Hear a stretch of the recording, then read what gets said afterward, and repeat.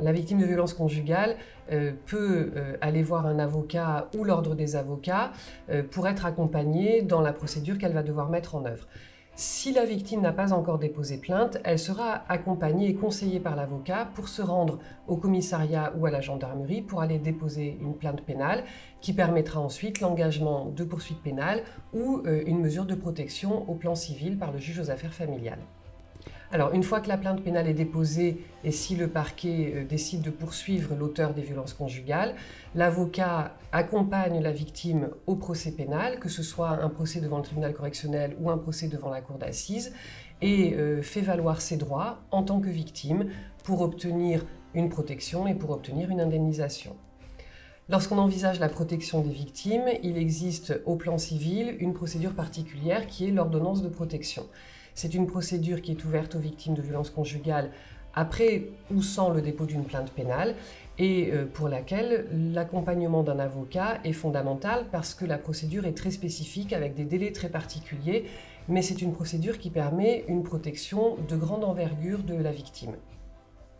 Concrètement, la protection qui est offerte par l'ordonnance de protection se traduit par une possibilité de mesure d'éloignement, une possibilité de maintien du conjoint victime dans le domicile conjugal avec une répartition de la garde des enfants. On a également des interdictions de port d'armes, on a également la possibilité de bénéficier d'un bracelet anti-rapprochement, donc tout un tas de mesures qui vont permettre de mettre la victime à l'abri de l'auteur des violences conjugales.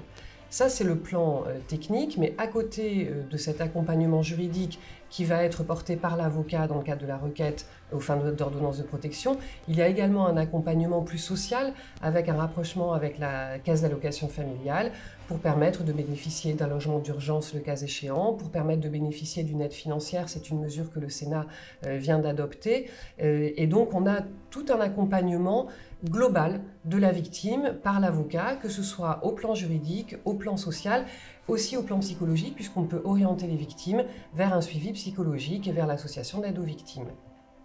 Ça, c'est le plan civil.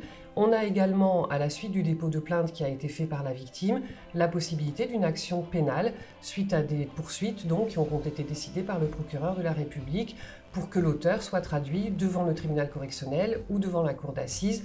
Et là encore, l'avocat va accompagner la victime dans sa constitution de partie civile en faisant valoir ses droits, en l'accompagnant à l'audience parce que c'est un moment qui peut être difficile.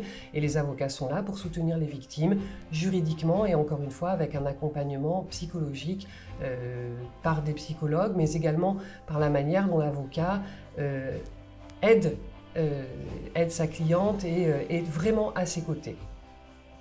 Alors là, je m'adresse aux victimes qui sont présentes et qui peuvent bénéficier d'un accompagnement.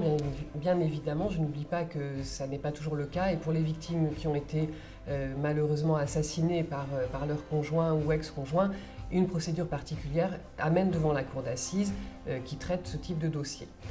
L'accompagnement par l'avocat est possible à tous les stades de la procédure. Vous pouvez bénéficier d'une aide juridictionnelle pour la prise en charge des honoraires de l'avocat.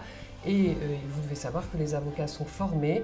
Il y a des formations spécifiques, il y a une liste particulière d'avocats qui assistent les victimes et il y a également une permanence spécifique pour les victimes de violences conjugales qui est mise en place au sein du tribunal en janvier 2023.